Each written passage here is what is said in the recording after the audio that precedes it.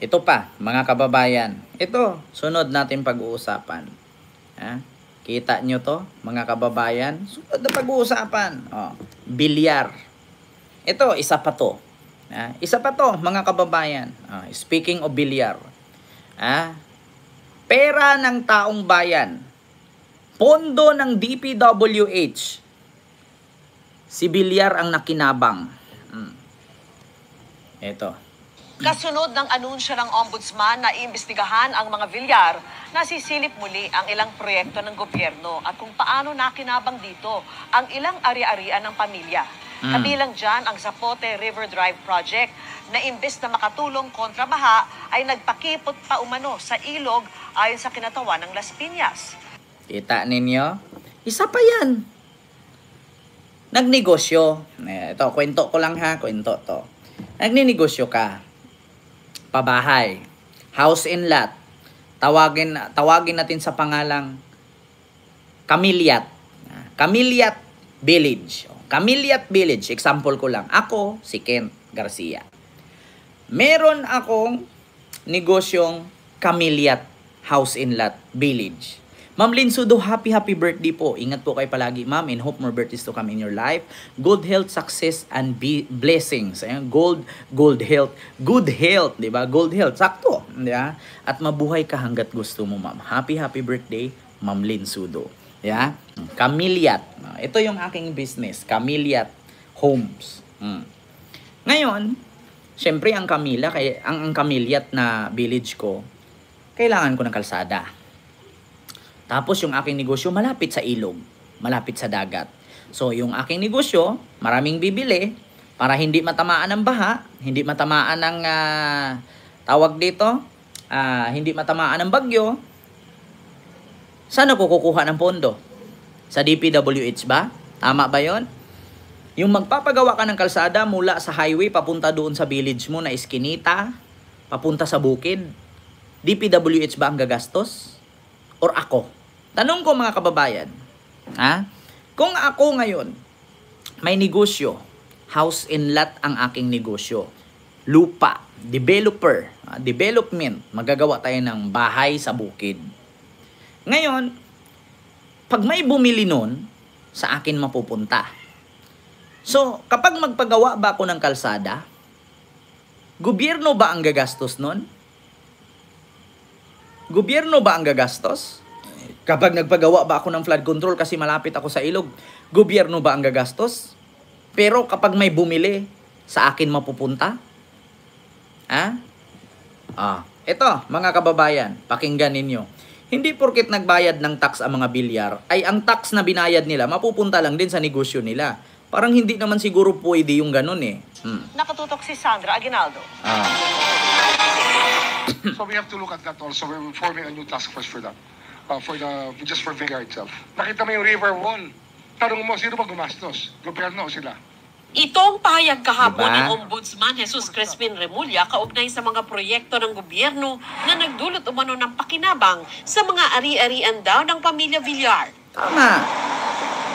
Ito ang dati nang ipinupunto ni Las Piñas Representative Mark Anthony Santos. Ang River Drive Project dumaan aniya sa ilang ari-arian ng mga Villar. Yung mga creeks namin dito, nilagyan din ng kalsada. Papunta din doon sa mga establishment at mga subdivisions nila. Diba? Na nagkakahalaga ng 2,000 to 3,000 pesos per square meter. Pag nilagyan mo ng kalsada yan, nilagyan mo ng isang connecting bridge papunta sa isang malaking lungsod, definitely, tataas ang presyo ng mga lupa mo. Oo. Ipinakita ni Santos ang isang bahagi ng River Drive kung saan din matatagpuan ang isang residential village na pag-aari umano ng mga Villar. Kita Ito, ninyo? isa sa mga subdivision nila kung saan nag-benefit sa access yung kanilang subdivision. Ilog to. Itong tinatayuan natin, ilog. Ayon sa kongresista, ang ilog naging makipot dahil sa ginawang kalsada sa gilid nito, kaya hindi umano nakatulong sa baha. Nitong July, bumaha sa lugar dahil sa ulang dala ng habagat. Pwede mo lang gamitin sa mga main rivers dito sa urban areas para linisin lang ang river ay 3 meters lang. At lumalabas dito, yung sukat. Kita nyo yan? Ha? Para mamahal ang lupa nila. Ha? Para tumaas ang presyo ng lupa nila at mahal ng mabili. Halimbawa, ako si Ken, o yung buong Cavite, bibilhin ko yan sa halagang 1 trillion. Para tumubo ako ng times 2, magiging 3 trillion ang halaga niyan, kukuha ako ng kalsada. Lalawakan ko yung kalsada, ikukunik ko papuntang Maynila. Para tumaas ang presyo. Kasi once kasi na konektado na ang lupa na may kalsada papuntang Maynila, highway na siya, yung lupa doon mamahal yan, tataas. Kung pinili natin yan panahong 2025 na ngayon, so panahong 2020 binili ko lang ng 1 trillion. Pagdating 2025 dinevelop ko, nagiging 3 trillion na ang tubo ko.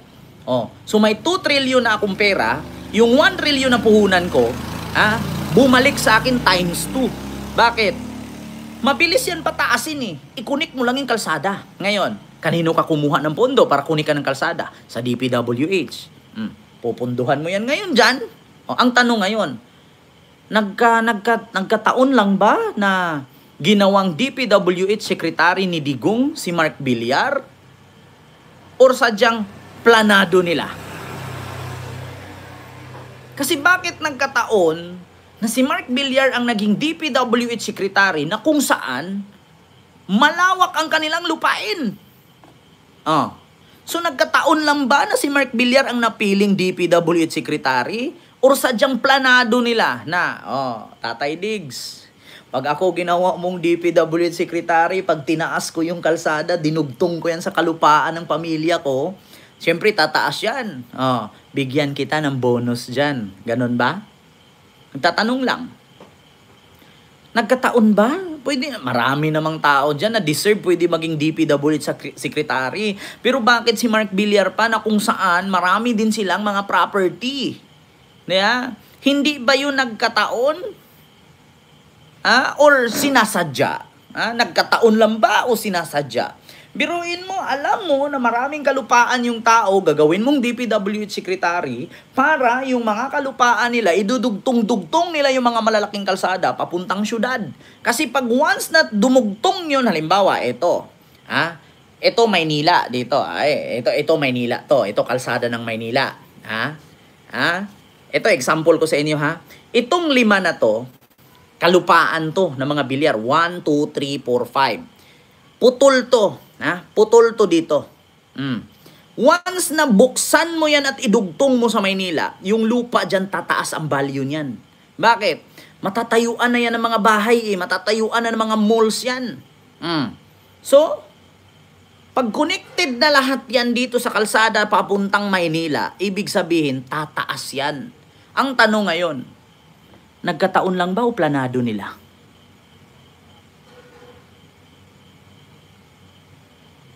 Nagkataon ba o planado nila? Nakakapagtaka naman mga kababayan. Bigla kang gawing DPWH Secretary. Marami namang pwedeng DPWH Secretary dyan. Ito example ko lang Ito, dati lupa isa pa lang. Nadagdagan ng 1, 2, 3, 5. Putol to. So ang lupa dito, tag 1,000 lang ang per square meter. Pag binuksan mo to galing sa pondo ng DPWH, gawin mong malaking kalsada at i-connect mo dito sa 1, 2, 3, 4, 5 properties, yung dating 1,000 magiging 10,000 per square meter yan. Ilang years ang nakalipas. Every year tataas ang per square meter niyan. So, yung bili mo na 1 trillion, magiging 3 trillion ang halaga niyan. Tatayuan mo pa ng bahay yan. Tatayuan mo pa ng mall. Talagang magmamahal yan. Once na matayuan yan, ng mga malls, mga establishment, or mga businesses, tataas ang value niyan. Tapos kinunik mo pa ang kalsada pa Maynila. Diba, Ma'am Ginger Tea? Planado nga ba? Or nagkataon lang? Diba? Magkano kaya, Digong? Magkano kaya? Continue. ng easement doon sa River Drive na dapat ay 3 meters ay umabot na mga 8 hanggang 10 meters. Dagdag pa ni Santos, makikipagtulungan siya sa Ombudsman at sa ICI sa Patay. investigasyon sa proyekto na aniyay isa lamang sa marami umanong proyekto ng gobyerno na posibleng napakinabangan ng Villar Properties. Di ba? Hininga namin na reaksyon ng pamilya Kita Villar, ninyo? pati na sina Senador Mark at Camille Villar, pero wala pa silang payag. Nauna nang dinepensahan ni dating Senadora Cynthia Villar ang Las Piñas Zapote River Drive Project na isa raw flood control at traffic decongestion project upang ma-rehabilitate ang Las Piñas River at makapagbigay ng pangmatagalang solusyon laban sa baha. Hindi lang sa Las Pag sure diha, Madam Oy, pag sure diha, dinibilop mo ang Las Piñas? Para ba talaga sa taong bayan o para mapasok ang negosyo ninyo? Para mabilis ang pag-access from Las Piñas to Maynila? Pag sure diha, Madam, sino ba lulukuhin ninyo? Di ba? Kasi alam nyo dati, mga kababayan, sobrang traffic po talaga dyan at napakaliit po ng mga kalsada dyan. Ngayon, syempre, kung ako magnegosyo sa lugar na yan, maliit ang kalsada, sobrang traffic. Anong solusyon para mabilis mapuntahan yung mga lugar at mabilis makabili ng mga properties nyo? Lakihan mo yung kalsada. 'Di ba? Pag nilakihan mo yung kalsada, mabilis ang access, tapos gagawa ka pa ng another shortcut. 'Di ba? Merong Las Piñas sa Zapote to Parañaque. Meron din dito sa kabila, yung papuntang Quezon Avenue, ano ba 'yan? Quirino, 'di ba? May Quirino, pabaliktad, papuntang Manila Bay, Quirino, papuntang Manila. 'Di ba? Dalawa ang daan diyan, merong Parañaque, merong pa Quirino. So ngayon mga kababayan, para mabilis hindi ka nadadaan ng Parañaque, Bikutan, Sukat, papuntang Maynila, papuntang FTI, Taguig, dugtungin mo. Saan? Sa Quirino. Gawaan mo ng kalsada yan, diretsuhin mo papuntang Maynila. 'Di ba?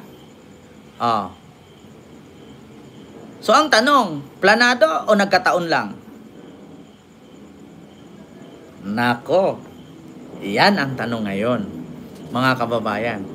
Planado nga ba? Or nagkataon lang?